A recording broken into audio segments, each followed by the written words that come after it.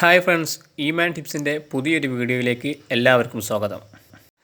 Concealed flush ടാങ്കും ഡൈവേറ്ററും ഉപയോഗിച്ച് ഒരു ബാത്റൂമിൻ്റെ കൺസീൽഡ് വർക്ക് എങ്ങനെയാണെന്നുള്ള വീഡിയോ ആണ് ഇന്ന് ഞാൻ നിങ്ങളുമായി പങ്കുവെക്കുന്നത്. ഫ്ലഷ് ടാങ്ക് ചുമരിൽ ഡ്രില്ല് ചെയ്ത് വെച്ചുകൊണ്ട് ഫ്ലഷ് ടാങ്കിന് ചുറ്റും 4 ഇഞ്ച് ഹോളോ ബ്രിക്സ് കൊണ്ട് ഒരു ഡിസൈൻ വാള് കെട്ടുകയാണ് ഇവിടെ ചെയ്തത്. ഇനി നമുക്ക് പ്ലംബിംഗ് ചെയ്യുവാനുള്ള ഭാഗം കട്ടർ ഉപയോഗിച്ച് കട്ട് ചെയ്യാം.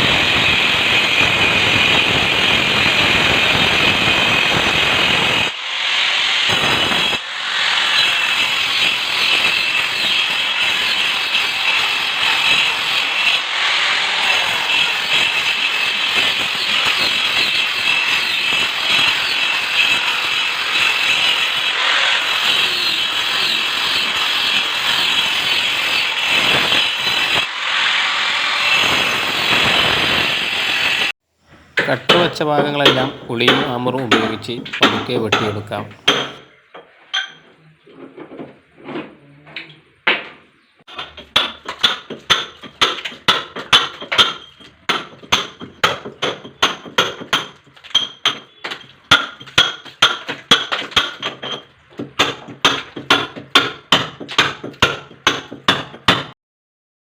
ആദ്യം ഡൈവേർട്ടർ ഒന്ന് സെറ്റ് ചെയ്തെടുക്കാം.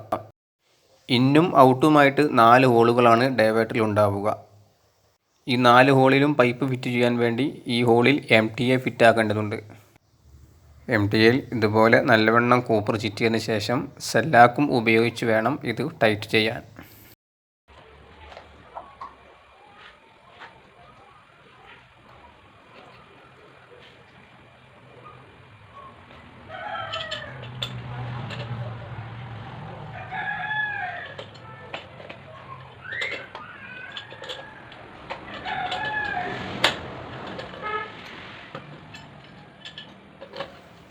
പൈപ്പ് റേഞ്ച് ഉപയോഗിച്ച് നല്ലവണ്ണം ടൈറ്റ് ആക്കുക.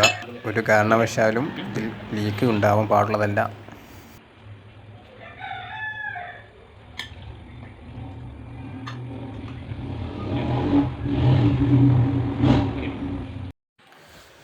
ഇനി പ്ലംബിംഗ് ചെയ്യാൻ ആരംഭിക്കാം. ഇവിടെ ഞാൻ ഉപയോഗിക്കുന്നത് CPVC പൈപ്പാണ്. ഡൈവേർട്ടർ ഉള്ളത് കൊണ്ട് CPVC പൈപ്പാണ് ഉപയോഗിക്കേണ്ടത്.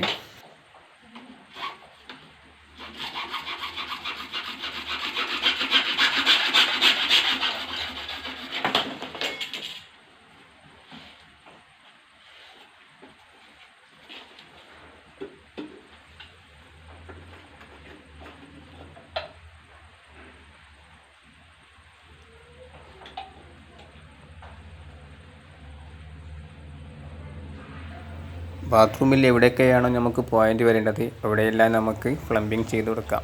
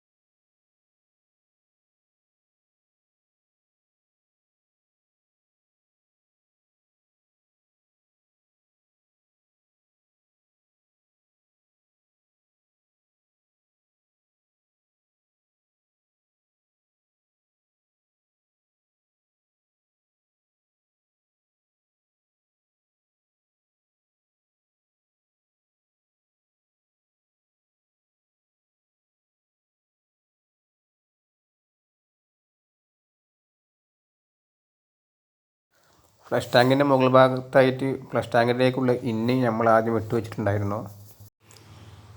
ഡൈവേറ്ററിൻ്റെ ഈ വലത് ഭാഗത്ത് കൊടുത്ത പൈപ്പാണ് ഡൈവേറ്ററിൻ്റെ ഇന്ന്. ഡൈവേറ്ററിൻ്റെ മേൽഭാഗത്ത് കൊടുക്കുന്ന ഈ പൈപ്പാണ് ഷവർ പോയിൻ്റ്. ഡൈവേറ്ററിൻ്റെ ലെഫ്റ്റ് സൈഡിൽ വരുന്നത് ഹീറ്ററിനുള്ള പോയിൻ്റാണ്.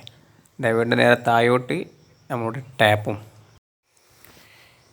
ഹീറ്ററിൻ്റെ കണക്ഷൻ എവിടെയാണ് വിട്ടത് ആ ഭാഗത്തേക്ക് ഡൈവേറ്ററിൻ്റെ ലെഫ്റ്റ് സൈഡിൽ നിന്നും ഒരു പോയിൻ്റ് അങ്ങോട്ട് എത്തിക്കണം.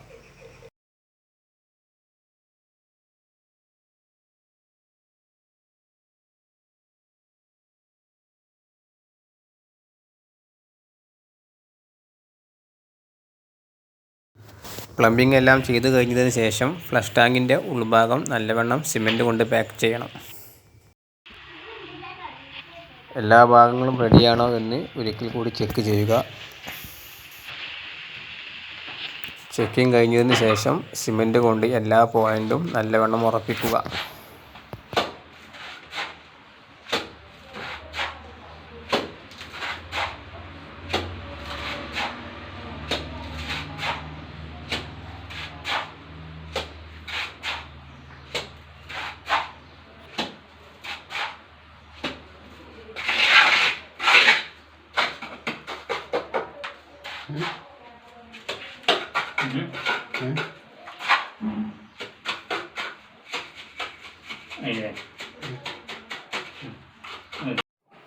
ഈ വീഡിയോ നിങ്ങൾക്ക് ഇഷ്ടപ്പെട്ടിട്ടുണ്ടാകുമെന്ന് കരുതുന്നു. ഇഷ്ടപ്പെട്ടിട്ടുണ്ടെങ്കിൽ തീർച്ചയായും നിങ്ങൾ വീഡിയോ ഷെയർ ചെയ്യുക, ലൈക്ക് ചെയ്യുക, കമൻറ്റ് ചെയ്യുക.